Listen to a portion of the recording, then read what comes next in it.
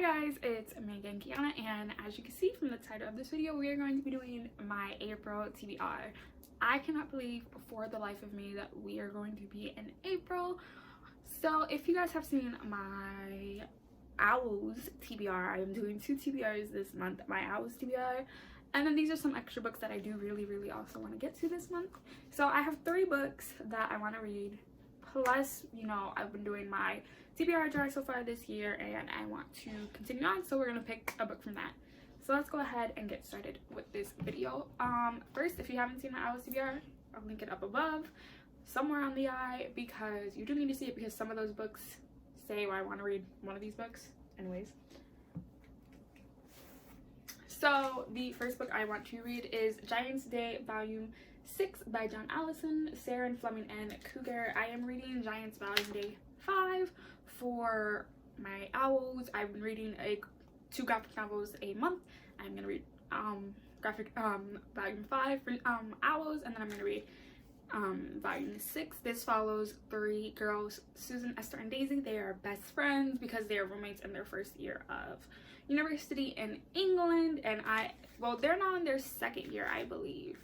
It's absolutely funny. You see what they go through, you understand it if you are a college student or you were in college. I love these. Can't not wait to continue on with these. And then if you saw my March wrap up, I ended up reading Truly Devious by Maureen Johnson, and I also want to continue. So I'm going to be reading The Vanishing Stair by Maureen Johnson. This is book 2 in the Truly Devious series. I now own the 2nd and the 3rd book.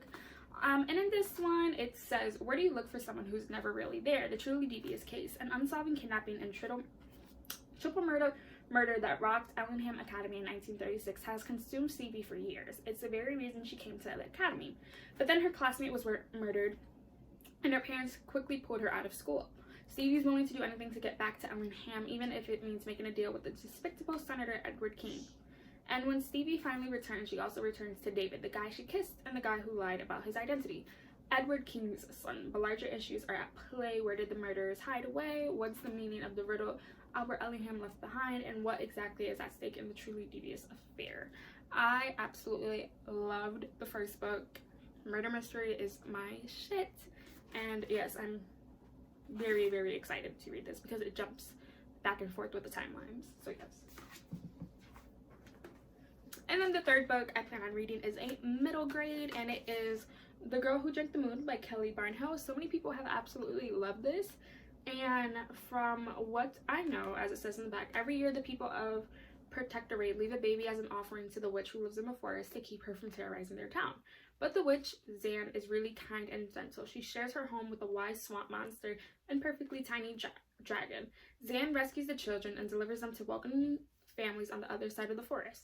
One year, Zan accidentally feeds a baby Moonlight, filling the ordinary child with extraordinary magic.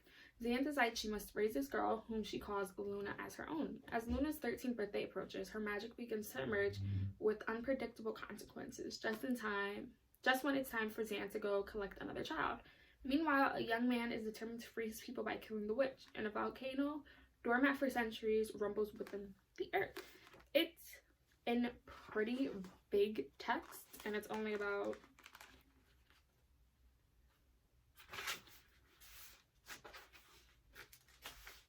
386 pages, and I don't know if it's going to be a series, but so many people have absolutely loved this, and I enjoy reading middle grade.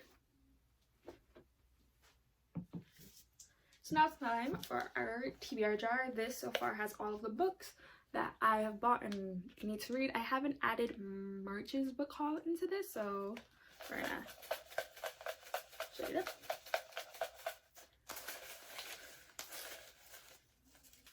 So I picked They Both Die at the End by O.W.Ls. Right here.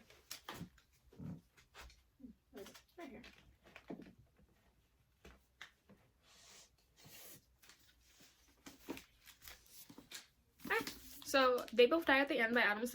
is a book where you get a call 24 hours before you die, and you can basically meet up with the people on an app who are going to die that day, and you can spend their last day with them. It says on the back, "Hello, I'm calling from DeathCast. I regret to inform you that sometime in the next 24 hours, you'll be meeting an untimely death. On behalf of everyone here at DeathCast, we are so sorry to lose you. Live this day to the fullest," okay? "We here at Last Friend Inc. are collectively sorry for the loss of you. Our deepest sympathies extend to those who love you and those who will never meet you. We hope you find a new friend of value to spend your final hours with." On September 5th, a little after midnight, DeathCast calls Mateo Torres and Rufus Emetrio to give them some bad news. They're both going to die today. Mateo and Rufus are total strangers, but for different reasons, they're both looking to make a friend on their end day. The good news, there's an app for that. It's called Last Friend, and through it, Rufus and Mateo are about to meet up for one last great adventure, to live a lifetime in a single day. The only book I've really ever truly read by Adam Silvera is his collaboration with Becky Albertalli, which is What If It's Us, which I really, really enjoyed. But I do want to read this. I've had this on my TBR for the longest, and I'm kind of excited to read it because so many people have loved it.